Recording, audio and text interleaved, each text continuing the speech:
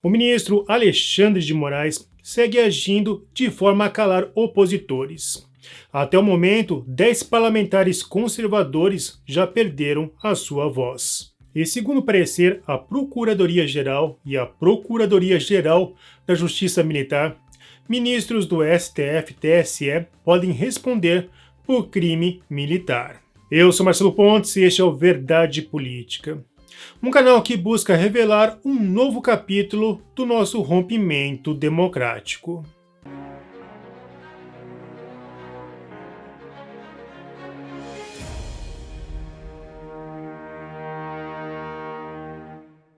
Na matemática, 1 mais 1 é igual a 2. Essa é a primeira conta que aprendemos na escola. Porém, deturpando a finalidade da matemática, um ser jocoso pode admitir que, respeitando a língua portuguesa, 1 mais 1 é igual a 11. Esse tipo de brincadeira está, na verdade, desrespeitando a finalidade da matemática. Na justiça não é diferente. Leis devem ser interpretadas visando sempre defender a sociedade. O objetivo de uma Constituição não é o floreio. Suas linhas devem ser simples e didáticas, e o mais importante, com total capacidade de aplicação. Comparar nossa Constituição com a norte-americana é comparar um longo cobertor cheio de retalhos e com bordados de 3 gerações a um guardanapo. Apesar de um guardanapo ser frágil, sua função é simples: levá-lo à boca para limpar a sujeira. Lembrando que o objetivo da lei é ser lida, mas também ser replicada e obedecida.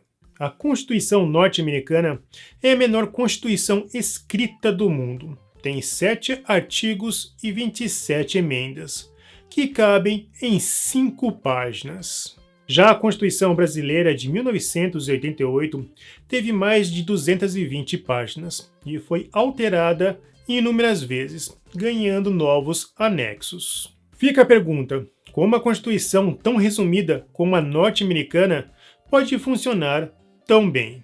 A resposta é curta e fácil de entender. O fato dela ser simples ajudou a criar uma compreensão de sua finalidade. Os juízes possuem a compreensão do verdadeiro objetivo da lei: proteger o cidadão norte-americano de qualquer mal. Com essa simplicidade, sua compreensão já virou cultura nos Estados Unidos. Se esse mesmo entendimento fosse aplicado no Brasil, Lula nunca teria saído da cadeia. Todas as decisões no âmbito político, vindas do Supremo, até o momento, visam prejudicar o povo brasileiro. Nesses últimos anos, os ministros do Supremo transformaram 1 mais 1 em 11 muitas vezes. O inquérito das fake news, por exemplo, tem por fundamento jurídico o artigo 43 do Regimento Interno do STF, que diz: ocorrendo infração à lei penal na sede ou dependência do tribunal, o presidente instaurará inquérito. Se envolver a autoridade ou pessoa sujeita à sua jurisdição, ou delegará esta atribuição a outro ministro. O referido artigo, é claro, se trata de fato criminoso dentro das dependências da própria corte. Mas os ministros usaram esse pequeno trecho para criar a Revolução da Toga, aquela que teria âmbito mundial e que blindaria todas as outras decisões. Nos dias atuais, Lewandowski quer oficializar essa interpretação no pacote da lei do impeachment. Outro artigo que foi transformado em 11 é o artigo 53, que afirma: os deputados e senadores são invioláveis, civil e penalmente, por quaisquer de suas opiniões, palavras e votos. O parlamento foi claro ao usar o pronome quaisquer. Portanto, se trata de qualquer opinião. O parlamentar reverbera a opinião do povo, ou seja, são opiniões que representam o povo brasileiro e que não deveriam ser usadas para um processo.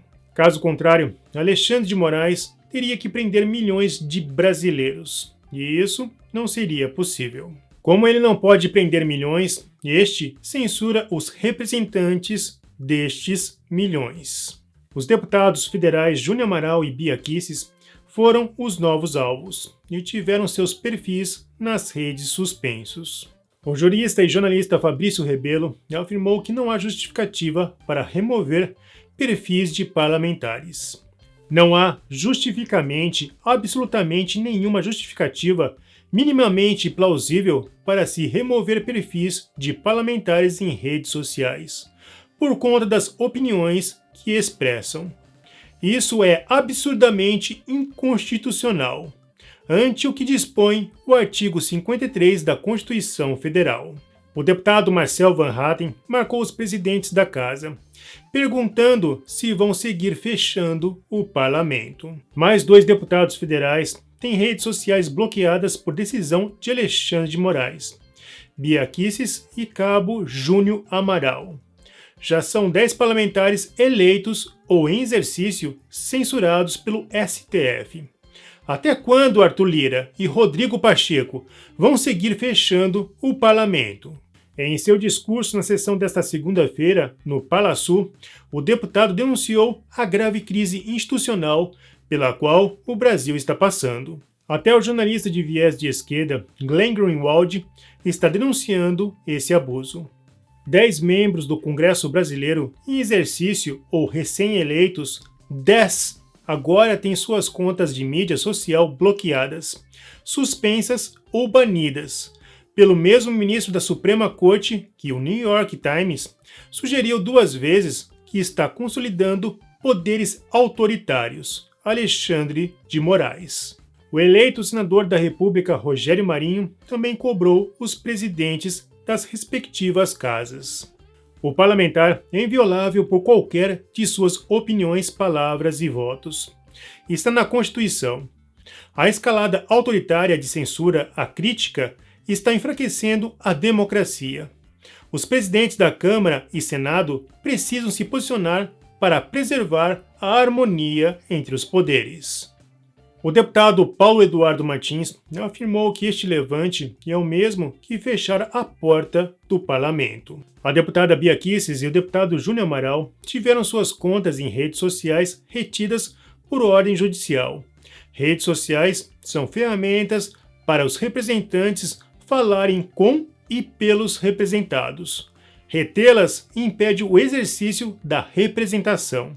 É o mesmo que fechar a porta do parlamento.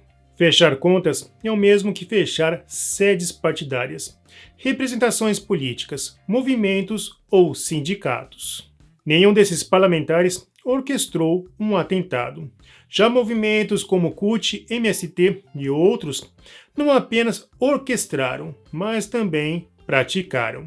Em 2017, os principais movimentos de esquerda transformaram Brasília em uma zona de guerra, com direito a carros tombados, incêndios e incitações de morte. Sem poder se defender, Bia Kicis teve que recorrer ao senador Girão para denunciar e pedir justiça para as casas legislativas.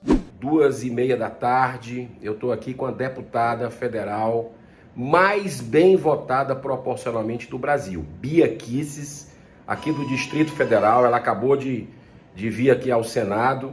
Ela foi censurada agora há pouco pelo ministro Alexandre de Moraes. Todas as redes sociais dela, milhões de pessoas tiraram da rede. Isso é democracia? Pergunta que fica aqui para você. O que é que vai acontecer mais?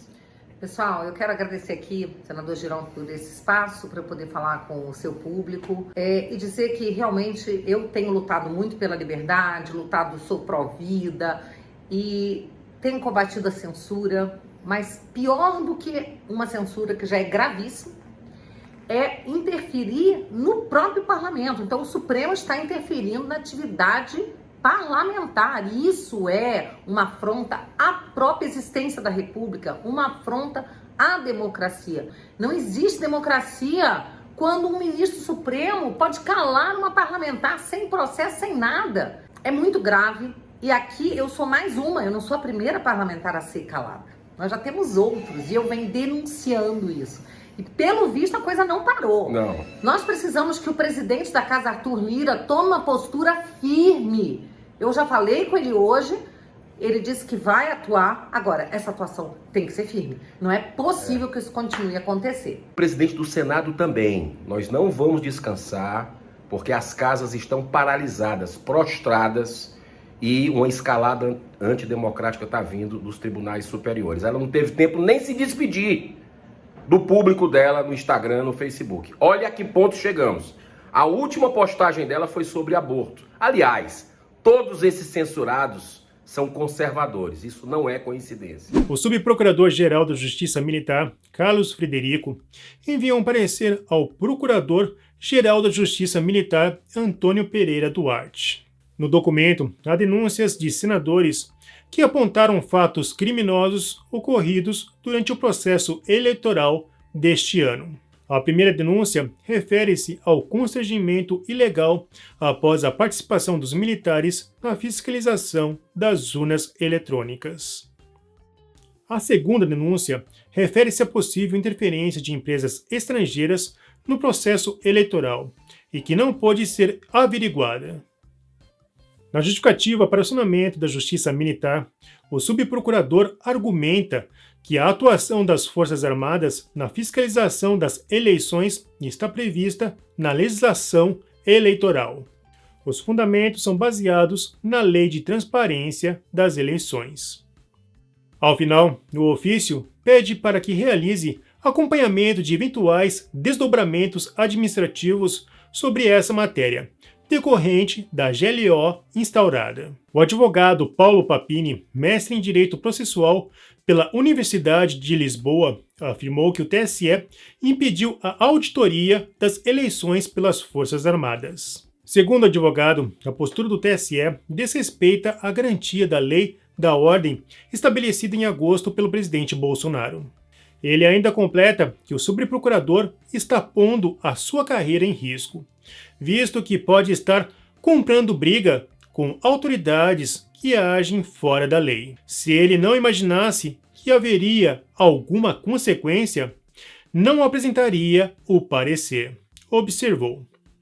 Ele fala coisas muito delicadas. Fala inclusive da possibilidade de violação da soberania nacional. Para o advogado, o parecer dá toda a base legal para que os ministros do STF e TSE possam responder por crime militar diretamente perante a Justiça Militar. Não pela fraude necessariamente, que ainda não foi constatada oficialmente, mas pela impossibilidade de investigação das mesmas pelo TSE. Quando as cortes superiores não conseguem agir em nome da transparência, já que se trata de um órgão incapaz de promover audiências públicas com a participação de técnicos, a solução é censurar os questionadores. A verdade é que o Supremo Tribunal Federal saiu da esfera jurídica e adentrou na esfera política, se tratando, portanto, de uma ditadura jurídico-petista. Bom, se você gostou desse vídeo, não se esqueça, você financia o canal Verdade Política, então curta, comente e compartilhe. Clique no sininho para você receber as nossas notificações. E vamos continuar na luta em prol da verdade.